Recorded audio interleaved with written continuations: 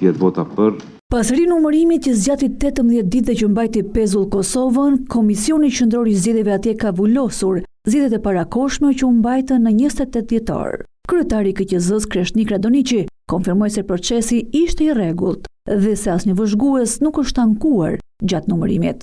Gjatë rinumërimit nuk ka pas asnjë vërejtje nga asnjë vëzhgues lidhur me procesin e rinumërimit.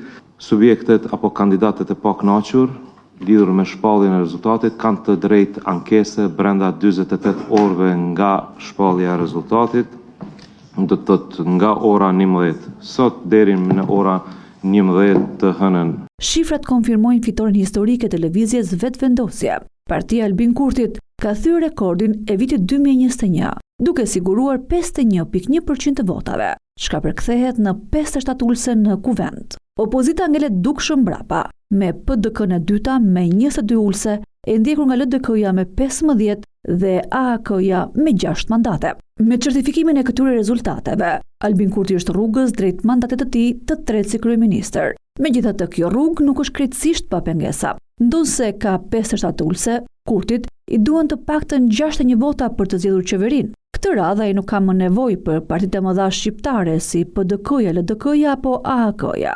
Ai do të kërkojë mbështetje nga partitë minoritare jo serbe, që kanë gjithsej 10 ulëse. Kjo e bën krijimin e qeverisë matematikisht më të thjeshtë, por politikisht të ndjeshëm. Kurti e ka bërë të qartë. Prioritet numër 1 është miratimi i buxhetit për vitin 2026. Çdo vonesë në konstituimin e kuvendit rrezikon bllokimin e pagave dhe investimeve publike. Në tavolinë presin 880 milionë euro nga plani i rritjes i Bashkimit Evropian. Për të përfituar këto fonde, qeverisë së re i duhet një kuvend funksional që voton marrëveshjet ndërkombëtare me 2/3 e votave, çka do të thotë se Kurti do të duhet të paktën një orë komunikimi me opozitën. Në horizont po afrohet çështja e presidentit. Kurti ka paralajmëruar se nëse nuk ka një dakordsi edhe për këtë post, vendi mund të rrëshqasë sërish drejt zgjedhjeve të parakohshme, një skenar që asnjë palë nuk e dëshiron pas kësaj maratone zgjedhore. Nëse askush nuk ankohet për këtë rezultat final të sapo shpallur nga KQZ-ja, atëherë i takon presidentes Osmanit të thras seancën e parë konstituive të kuvendit të ri.